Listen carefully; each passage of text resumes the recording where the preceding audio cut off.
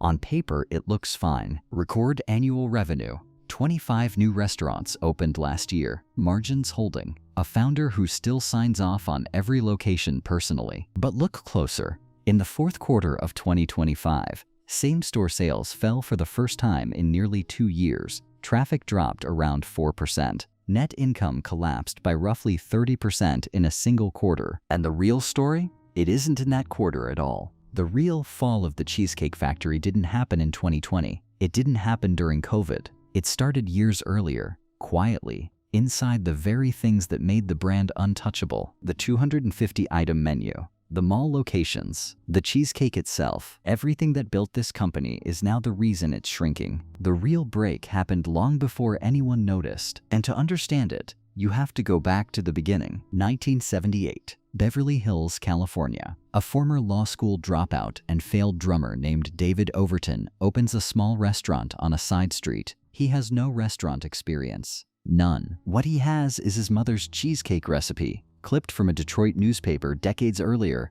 and a conviction that a restaurant built around dessert could work. On opening day, there's a line out the door. That line never really stopped. By 1992, the Cheesecake Factory goes public on NASDAQ under the ticker CAKE. By the early 2000s, the chain is expanding across America. By 2018, revenue crosses $2.3 billion. By 2021, same-store sales are beating pre-pandemic levels. This wasn't supposed to happen. In an industry where most concepts die within 5 years, a family bakery from Detroit had turned into one of the top 40 restaurant chains in the country, and for 30 years, almost nothing could touch it. But the reason it worked, the actual mechanism, wasn't what most people thought. The Cheesecake Factory wasn't really a restaurant. It was a dessert company running a restaurant as a marketing channel. The menu, more than 250 items, from pasta to burgers to Thai lettuce wraps, looked chaotic. It was supposed to. The variety pulled in every demographic in a shopping center: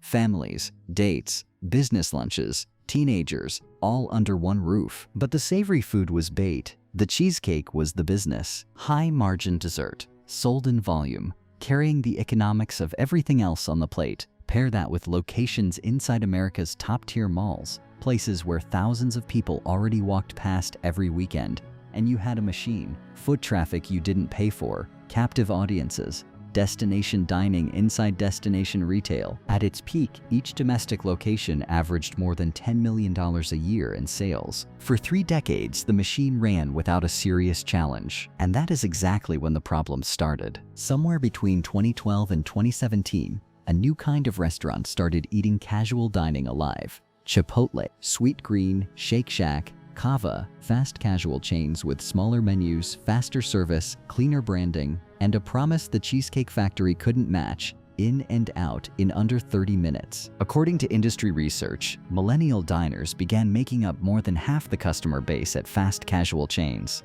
They weren't browsing 250-item menus. They weren't sitting in booths for 90 minutes. They were scanning an app, ordering in 3 taps, and eating at their desk. The Cheesecake Factory's core advantage, endless variety, leisurely atmosphere, full-service dining, had quietly become its core liability. And here's the uncomfortable part. For years, executives insisted the brand was insulated, that it was a destination, not a default, that people came for the experience, not despite it. The financial statements backed them up, right up until they didn't, because while the numbers held, something more important was eroding underneath. By the early 2020s, customers began noting, publicly, online, in reviews, that 2 pasta dishes and 2 drinks could now run $55 to $60 before tip. 4 mac and cheese balls the size of meatballs ran nearly $20. Individually, small numbers. Together, a problem. And then came shrinkflation. In 2025, loyal customers began reporting on Reddit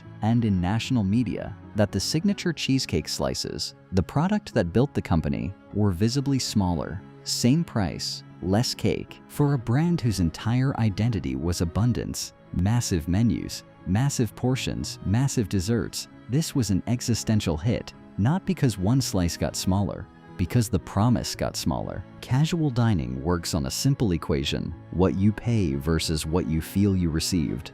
When that equation tips, even slightly, loyalty doesn't collapse overnight. It erodes, quiet, slow. invisible on a quarterly earnings call, until one day traffic is down 4% and no one can quite explain why. But pricing wasn't the biggest problem.